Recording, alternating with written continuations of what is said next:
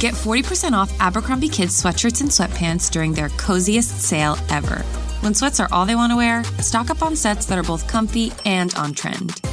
Shop in the Abercrombie Kids app, online, and in stores to save up to 40% off all sweatshirts and sweatpants. Offer valid in stores and online October 8th, 2025 to October 13th, 2025 in US and Canada.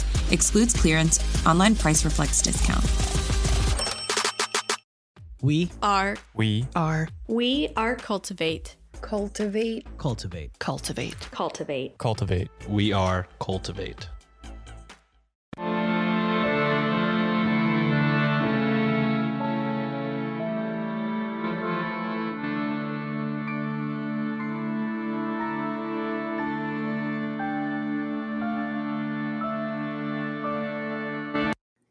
Hello and welcome to Ye Olde Crime, where we discuss the funny, strange, and obscure crimes of yesteryear.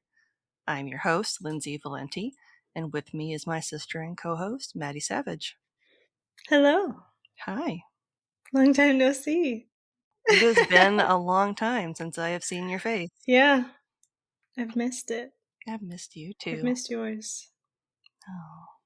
I'm going to open the kudos closet because it is the first episode of the month, which means we need to thank our lovely Buy Me a Coffee sustainers, which include Charlie, Elizabeth, Sarah, Cheryl, Mariam, June, and our most recent sustainer, Shinnifer.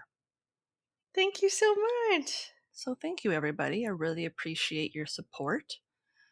And while we are in the kudos closet, I also want to give a special shout out to Alex over at Weird Distractions, Brad over at Doomsday, History's Most Dangerous Podcast, and Becky over at the Too Stupid to Live podcasts for allowing me to feed drop some of their content in September while I got back into the swing of working at Pinehaven on the weekends. So, well, and you just came back from a wedding, yeah, and then I had an event, and I had kind of a busy September.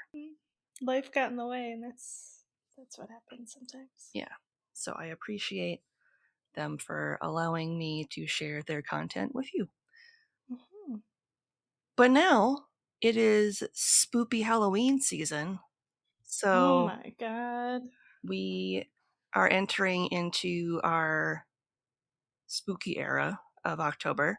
And I thought I would start us off by sharing the history of the Princess Theater. Oh, okay. Like haunted spooky? Is that what this is? Okay. So information was pulled from the following sources: a 2025 Random Times post by Leo S., 2022 Local Media Horror blog post by George, 2020 Daily Telegraph article by Diana Jenkins, 2020 Only Melbourne article by Jen Kelly, 2018 The D'Oyly Carte Opera Company listing, 2017 State Library Victoria blog post by Sarah Matthews, 2013 Beside the Yara blog post by Dano, 1946 The Argus article, 1888 The Argus article, Atlas Obscura, Find a Grave, Ghosts Fandom Wiki, and 2 Wikipedia links. Nice. So thank you to Kiri Ann for her research assistance on this episode, and links to all of these articles will be included in the show notes. We wouldn't be here without support from listeners like you. If you're interested in supporting us financially, you can leave a one-time or monthly donation over on Buy Me a Coffee or our Venmo page. Links are in the show notes. And we make a point of reaching out to send you a thank you note and stickers to show our appreciation. Want to show your support in a more concrete way? Pick up some Ye Olde Crime merch over at our TeePublic shop. We shout out whenever there is a sale each month, and we work to make sure we're creating new designs and changing it up whenever possible. And hey, thanks for listening. This time we are headed to Melbourne, Australia, specifically to the Princess Theatre. Nice. Located at 163 Spring Street in Melbourne's East End Theatre District, this opulent venue that can hold up to 1,452 people Damn! was initially built in 1854 during the gold rush. The building was initially known as Astley's Amphitheater, and an Irish-American named Tom Mooney built the barn-like structure. The building featured a central ring used for entertainment involving horses, and it had a stage at one end for more dramatic performances. So it kind of was like Interesting. a circus/theater house. Yeah. It was a little bit of both. Interesting. And fun fact, the name Astley's Amphitheater comes from a theater of the same name near Westminster Bridge in London. Of course. Yes. The first person to lease the theater was a man named George Lewis, who started showcasing a series of concerts beginning on September 11th, 1854. Within a year, he was forced to declare bankruptcy, and the whole venture was sold to a man named Samuel Boyle. Oh, no. Yeah, it didn't last very long before he was like, rah, rah. Okay. In 1857, the theater underwent an extensive renovation, during which the facade was extended. The theater reopened on April 16th under the name Princess's Theater and Opera House, under the direction of manager John Black. The theater was extensively renovated in September of 1877, so 20 years later, by L.M. Bayliss, and it reopened on December 28, 1877, under the name New Princess Theater. Could have that new on it. A few years later, in 1885, the Triumvirate, a trio of investors comprising of J.C. Williamson, George Musgrove, and Arthur Garner, purchased the property with the intention of demolishing it and rebuilding it. Of course. The building as it stands today was constructed in 1886, designed by architect William Pitt for £50,000, or £5.7 million today. Jeez. It officially reopened on December 18th, 1886, under the name of Princess Theater, and her inaugural performance was Gilbert and Sullivan's The Mikado, a satirical opera about British institutions, society, and politics in the late 19th century. Oh, so that would have been a bold choice, too, for the first show. Fun fact, the rebuilt Princess Theater featured state-of-the-art electrical stage lighting, and was also home to Australia's first retractable roof. Which is why it cost $5.6 million. The sliding ceiling provided ventilation. Nice. So now that you know a little about the setting, let's talk about an actor who has left a, shall we say, everlasting impression at the theater. Great. Frederick Federici. Anatole Frederick Demidov Baker was born April 22nd, 1850, in Florence, Italy, to parents Eric Thomas Baker, who was a military man, and Georgina Barbara Crossman Baker, who was the daughter of a clergyman. Oh, I bet they loved that their son became an actor. I'm sure they did. Like the two groups that don't want that at all. Yeah. Well, after moving to Britain, Frederick originally trained for a career in the diplomatic service. I'm sure. But instead chose to pursue a singing career as a bass tenor. Oh, no. He was a tenor? Fun fact, he was also a musician, and he wrote a song titled Dearer Than All to Me, which became one of his more famous, I want to say creations, but that's not what compositions, thank you. Frederick started singing in London concerts in 1872 at the age of 21, and he also worked at London's Theatre Royal on Drury Lane. The following year, in 1873, he made his London debut at the Crystal Palace Theatre, starring in several performances. 5 years later, he performed in several productions at the Royal Aquarium before ultimately declaring bankruptcy in 1878. Dang. So, was really talented, had all these accolades, was super incredible at his craft, but still nothing. Didn't make a lot of money. And that same year, he joined the army to avoid creditors. Yeah, darn. Yeah. The following year, after leaving the military, he joined the D'Oyly Carte Opera Company in July of 1879, where he would play a few different parts in the production of HMS Pinafore. Okay. It was during this tour that he married a fellow artist named Jane Eleanor Finilly, who went by the stage name of Lena Monmouth. She was 8 years younger than Frederick, so not ridiculously young, but a little bit younger. Yeah. Kind of par for that job. Mm-hmm. Yeah. Women tend to be younger and cycle through faster. Yes. The couple would go on to have 2 children together, Louis Wallace Horace in 1881 and Marguerite Elisa Anita Baker in 1882. There are some discrepancies regarding the dates of the children's birth, with some sources claiming that Marguerite was born in Chelsea in 1880, so that she was born first, while her brother was born in Brighton, Sussex in 1881. So, like, the birth order is sometimes reversed, and also, like, the years are kind of switched around. I don't know. Starting in the late 1880s, Federici would begin performing in The Pirates of Penzance. Did I tell you that he had changed his name? Mm-mm. Oh, well. That was noted at some point in here, and apparently I did not note exactly when he took on the name. Let me see when he did. It looks like he adopted the name Federici instead of Baker, like early on in his career, like in his 20s. So as his career started, he dropped the name Anatoly and kept Frederick, and then changed the Baker to Federici. So weird. Mhm. Like, why the double? I don't know. Just easy to remember, maybe? Maybe because it has more alliteration, maybe. I was just going to say the alliterations, probably.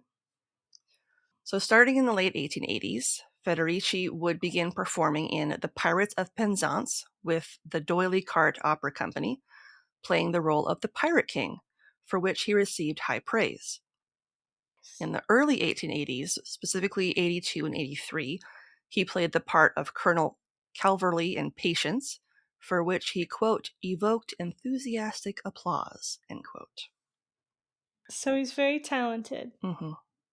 Good. Throughout the early 1880s, he starred in several productions, but it was on July 27, 1885, that he first began touring Britain in The Mikado, in which he played the title role. He would go on to perform in New York City, Austria, and Germany until January of 1887, and in April of that year, he would ultimately leave the D'Oyly Carte Opera Company.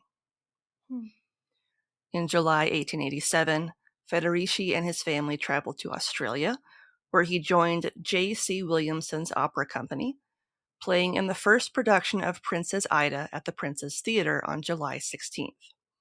He starred in several other productions, including the musical comedy Hermione. His wife, Lena, also returned to the stage, playing a few minor roles in the operettas Dorothy and Iolanthe. I should have looked up how to say these things. Federici's career ended quite suddenly during a performance of Charles Gounod's opera Faust at the Princess Theatre. Oh, no. He starred in the role of Mephistopheles, or the Devil, on March 3rd, 1888, and as the opera came to a close, he sank dramatically into the fires of hell under the stage in a mirage of smoke and fire, wrapping his scarlet cloak around Faust as he exclaimed, quote, "It might be," end quote.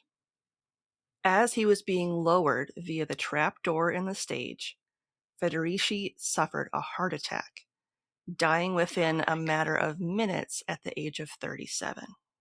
That's insane. That's insane. Of his career, Melbourne's The Press newspaper published the following, quote, "The tragic and appalling occurrence must command universal sympathy and regret. Mr. Federici achieved considerable success both in England and America in comic opera, but he was also an excellent musician and the composer of several songs of more than average merit, and before his association with comic opera had successfully appeared as a vocalist at some of the best concerts in London, including the Monday popular concerts at St. James's Hall.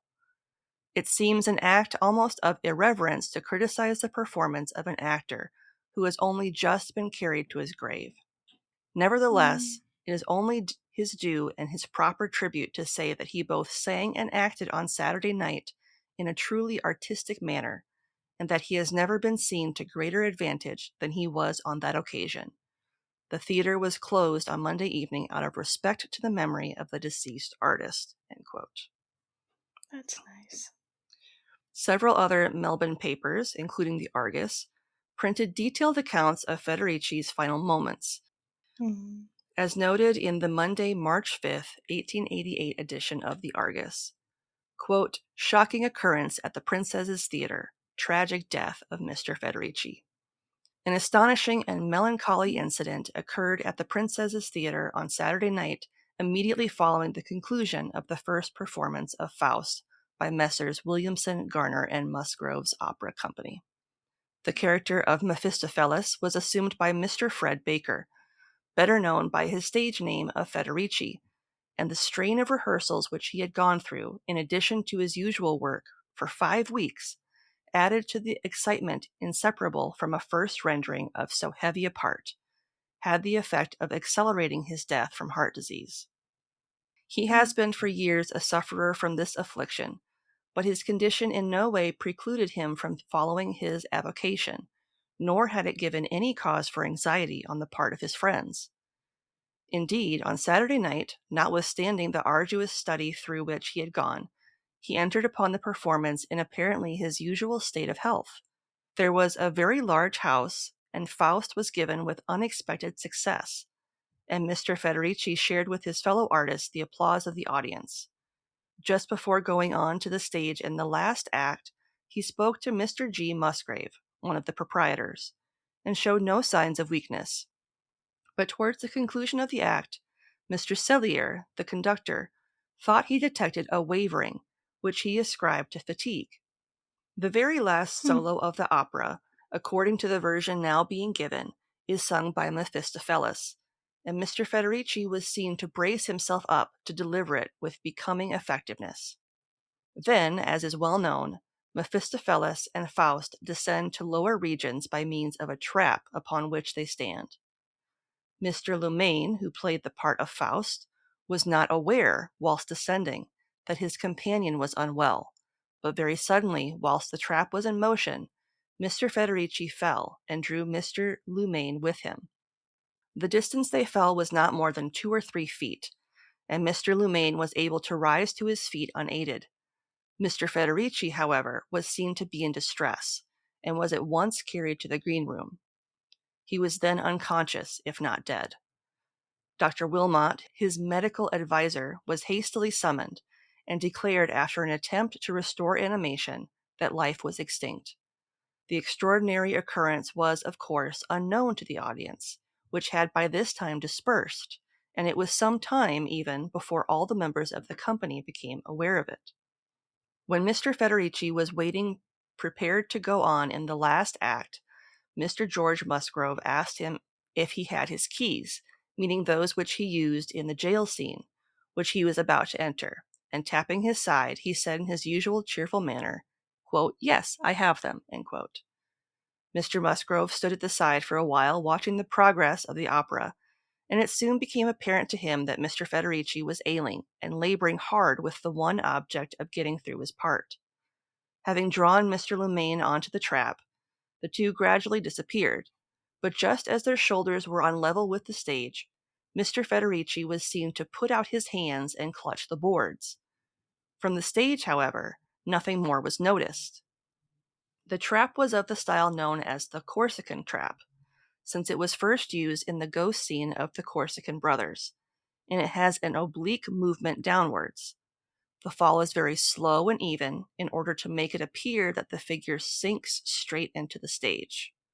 Yeah. The standing room on the trap was about 12 inches by 30 inches, and Mr. Federici stood, whilst Mr. Lumain knelt beside him. As they disappeared, a red limelight was thrown on them from above. Mr. Cellier, who was also an attentive observer, says that it was arranged beforehand by Mr. Federici that he should take a cue from the conductor for the recitative in the last act. But when Mr. Federici entered, he stared abstractedly across the stage and did not heed the sign. He appeared for a moment to be unwell, and actually began the recitative a bar and a half behind the orchestra, though he soon made up the lost time. He evidently struggled through the remainder of the act with difficulty, and therefore Mr. Cellier was not altogether surprised when passing through the orchestra door below the stage to see him prone upon the floor with 4 attendants striving to revive him from what appeared to be a fainting fit. By Mr. Cellier's instructions, the 4 men carried Mr. Federici to the green room and laid him on a mattress and pillows. Mr. Musgrove and Mrs. Baker, who was also of the company, and plays under the name of Miss L. Monmouth, at once hastened to his side, and a messenger was sent for Dr. Wilmot. Mr. Lumain, who sustained the part of Faust, says that Mr. Federici was in his usual good spirits during the earlier part of the opera, and had appeared to be well pleased with the result of his efforts up to the termination of the 4th act. When the finale had been sung, and Mr. Federici had uttered the last words, "It might be," the trap descended, and a hidden choir sang a celestial chorus during the apotheosis of Marguerite. Mr. Lumain was kneeling, and Mr. Federici held him by the shoulder. The first move of the trap caused Mr. Federici to sway sideways onto Mr. Lumain, and then, as he adapted the motion of his body to that of the trap, the slight pressure on Mr. Lumain's shoulders ceased. Almost imperceptibly, Mr. Federici relaxed his grasp of Mr. Lumain and fell forward, and Mr. Lumain believes that by the oscillation of the board caused by Mr. Federici's movement, he also lost his balance, and both fell together to the floor. The cellar was in darkness for stage effect, but lights were soon brought to the scene. Dr. Wilmot, on his arrival, saw at once the seriousness of Mr. Federici's condition, and having detected a slight beating of his heart, applied restoratives, principally the galvanic battery, at first mildly and then with increasing force, and whilst these were in progress, the patient died. The body remained at the Princess's Theatre until yesterday afternoon, when it was conveyed to the deceased's late residence in Gipps Street, East Melbourne, from whence the funeral will start for the Melbourne Cemetery at 2 p.m. today. Dr. Wilmot had been attending Mr. Federici almost since his arrival in this colony for affection of the heart, and prescribed for him nitroglycerin pills, which is the most potent treatment for that ailment. Mr. Federici was so conscious of the precarious state of his health that he had a small pocket made in each of his costumes, in which he carried a number of the pills. His condition does not appear to have been generally known, but Dr. Wilmot avers that he went to the theatre liable any night to such sudden death. Dr. Wilmot certified that death was the result of heart disease, thus obviating the necessity of an inquest. End quote. Dang. So he had a chronic illness that he chose to hide, and it was to his peril. Kind of. Maybe. It is interesting, though, like, the different viewpoints where people were like, yeah, he was totally fine. He wasn't acting strange at all. And yet you've got the doctor being like, no, yeah, I expected him to collapse at some point. Just looking at him. Mm-hmm. Like, anybody could have seen that he was going to do something. Mm-hmm. And then you have his coworkers that are like, oh, he was fine. He was just sweaty. Like, because I'm sure when you're on stage and stuff like that too, between like nerves and the electrical lights that were probably hot as hell, that he wouldn't have been alone in that kind of bodily panic. It's said that he actually foretold his own death, noted as saying that evening, quote, "I will give a fine performance tonight, but it will kill me," end quote. That sucks. That's a bummer. At the time of his final performance, the cast, as well as everyone in attendance, were unaware of Federici's sudden passing, claiming that he had in fact been on stage with the other actors as they took their final bow. So people just completely didn't realize he was missing at all. People swear they saw him give the final bow. So like the Mandela effect almost. Mm-hmm. Federici was laid to rest on March 5th, 1888 at Melbourne General Cemetery. The marker at Federici's grave reads as follows, quote, "Sacred to the memory of my beloved husband, Frederick Baker Federici, born at Florence, Italy, 22nd April 1850, died 3rd March 1888. Rest in peace," end quote. Federici's funeral was also the scene of a fair bit of drama. His coffin, as it was lowered into the ground, was, quote, "literally smothered," end quote, in flowers and wreaths. Oh. The priest giving the service, Reverend E.H. Goodwin, was noted as being so affected by Federici's untimely death that he, quote, "sank onto a mound in a fainting fit, unable to complete the service," end quote. What? Mm-hmm. Was he really that kind of like famous? I have no idea. Because that's what it sounds like to me, is that he was a beloved, at least person of the town, if they're like covering his stuff with flowers and falling over themselves. Yeah. His funeral also makes you wonder too if he was like trying to be an actor in front of actors. Yeah, who knows? Or maybe he was a close personal friend and he was genuinely overcome with grief. Could be. He also had a heart condition. The service had to be finished by one of the pallbearers. Oh. Federici's wife and children returned to England in June of 1888, moving in with Luigi Finelli, Lena's father. She would go on to remarry in 1894 to a civil servant named Walter Scott, who was 20 years her senior. Oh, dang.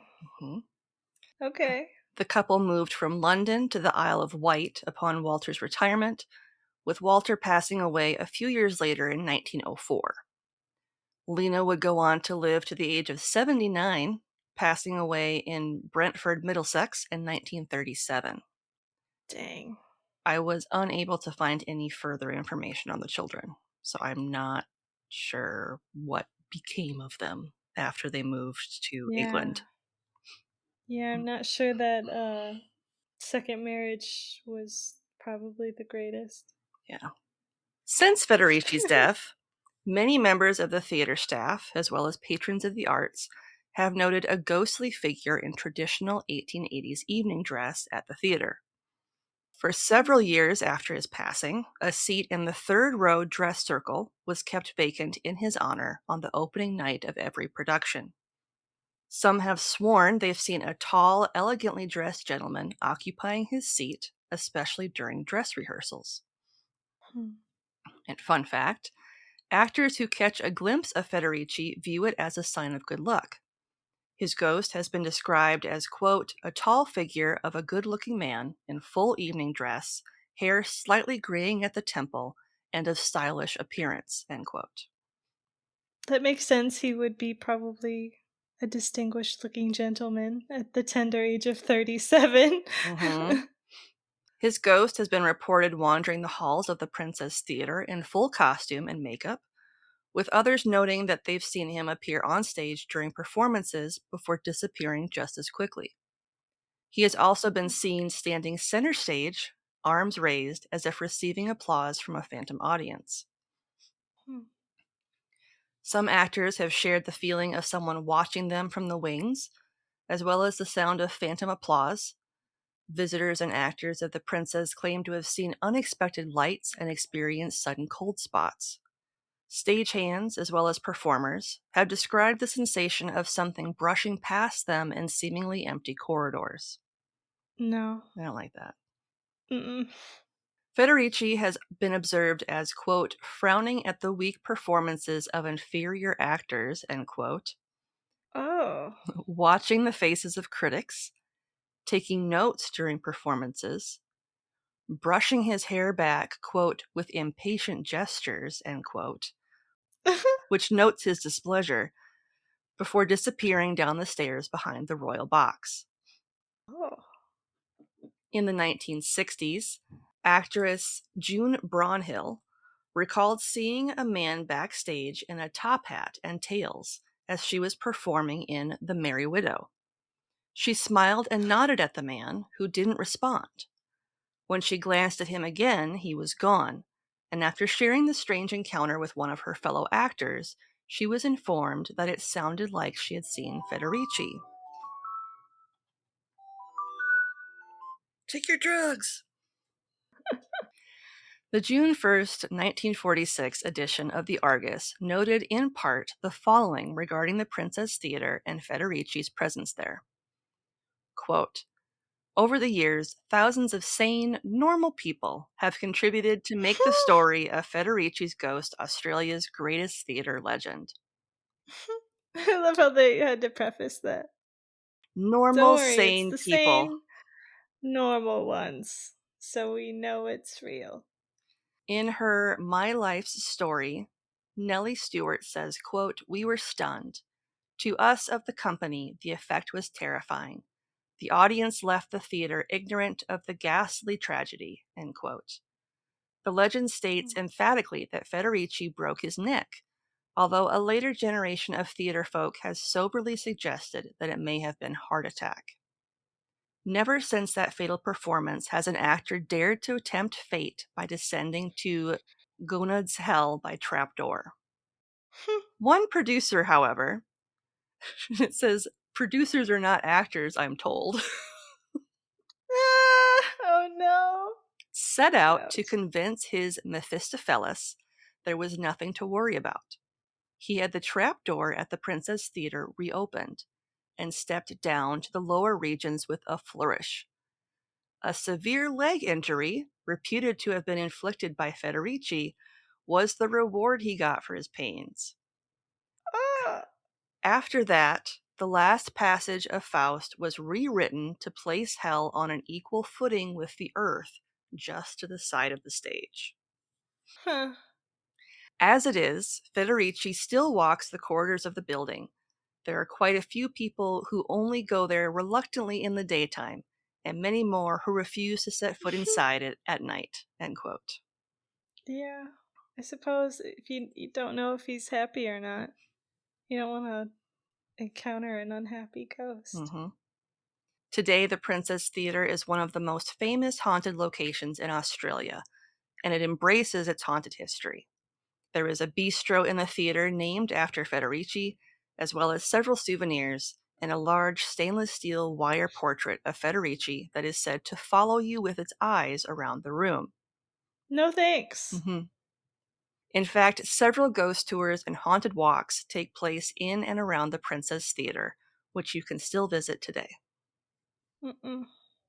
And that is So good. the history of the Princess Theatre and Frederick Baker. The ghostess with I the want to know mostess. if he was good or not. I want to know if he was a good dude or not. I think he was. I feel like he was. Based off like what I read of him, there was nothing that I came across that was like, yeah, this guy was a dick. Because I feel like they would have sensationalized his death more had they not liked him. Yeah, like they would have been like, of course he died playing the devil, you know, like. Right, like he choked on his own words, or like.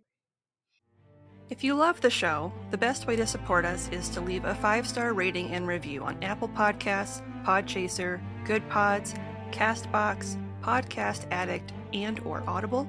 Links to all of these are in our show notes, or if you're already listening on one of these platforms, you know what to do.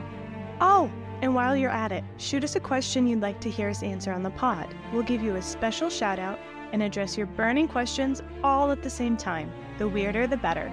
Submit them via link in our show notes or shoot them to us in our DMs. I don't have any podcast plugs, but I do have a listener question from Carrie Ann, who would like to know, Would you rather have your laugh sound like a duck or a foghorn? A duck. Because you can control the volume. That's a good point. You can't really have a quiet Yeah. foghorn. No. And I already don't like loud noises. And I would really hate it if I startled at my own laugh. At my own laugh all the time. Yeah. That would be awful. Be like, I can't It would laugh. suck. Mm-mm. I can't laugh because my own laughter scares me. Exactly. What about you? I think I'm going to go with that too, because not all ducks make the same sound. Mm-mm. There could be a cute little duck noise. I was going to say it could sound like the shoebill crane, but that's a crane, not a duck. Because when they like chitter their beak, when they like kind of like, it sounds like a machine gun going off. Jeez. It's kind of terrifying sounding. That's your fun fact about shoebill cranes. I guess, yeah. Thank you for that. Yeah. Didn't know I needed it. Is that what they're called? I have no idea. Yes. It's a shoebill stork. Sorry. It's a stork. Shoebill stork. They are redonkulous. And terrifying, it sounds. And that's part of why I love them. Want to be social with us? You can see pics from this week's episode, bonus content, and funny memes on X at Ye Olde Crime Pod, or on Facebook, Instagram, Threads, TikTok, and YouTube at Ye Olde Crime Podcast. Speaking of YouTube, we have a special playlist just for our Can You Crack the Cramp Word segments with our guest podcasters to see who can correctly guess the meaning of some obscure Victorian slang terms. If that's your thing, check it out. On that note, what is something good you'd like to share? We might be getting a new buddy next week. We're going to be housing a canine that's going to be training up to do bomb and firearm detection. We thought maybe it was going to be this week, but it's going to be next week that we're going to go get him.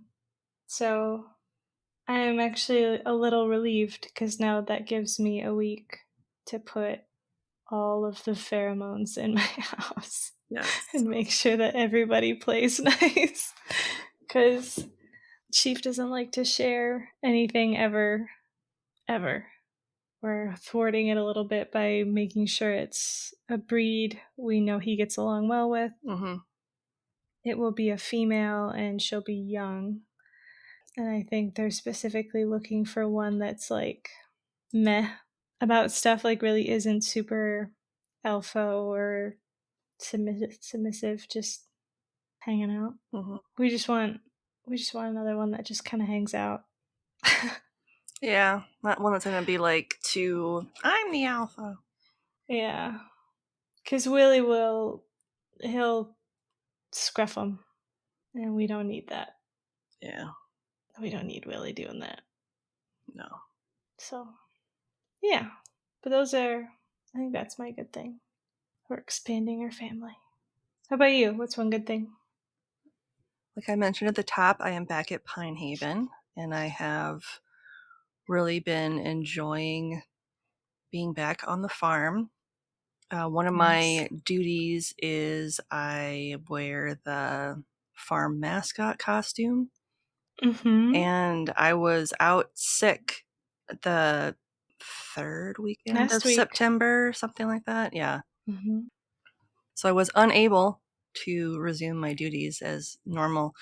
And when I got back this past weekend, everyone was like, yeah, we're kind of glad that you enjoy doing Pete and not us. Like, because they don't like it. They don't like it. Most people that are working with me now are shorter than me, so they can't really fit into the costume.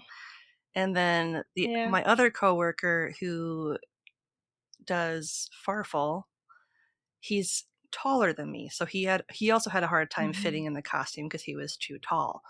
So it's kind of like a Goldilocks situation where I'm just right. Yep. And I'm okay with that. You fit perfectly.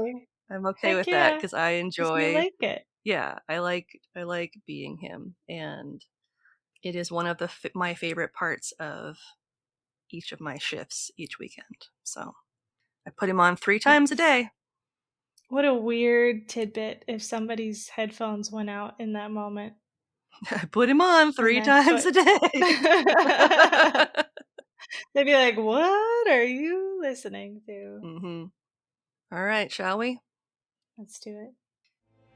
We'd love to hear from you, and there's a couple of ways you can reach out to us. You can email us at yeoldecrimepodcast@gmail.com, where you can send us story ideas, share any spooky stories you may have, fun gifts, or even just to say hello.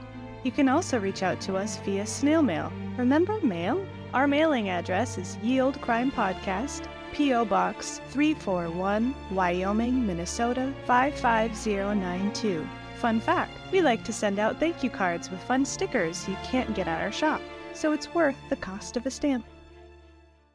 And on that note, as always, I'm Lindsay. And I'm Madison. And we'll see you next time with another tale As old as crime.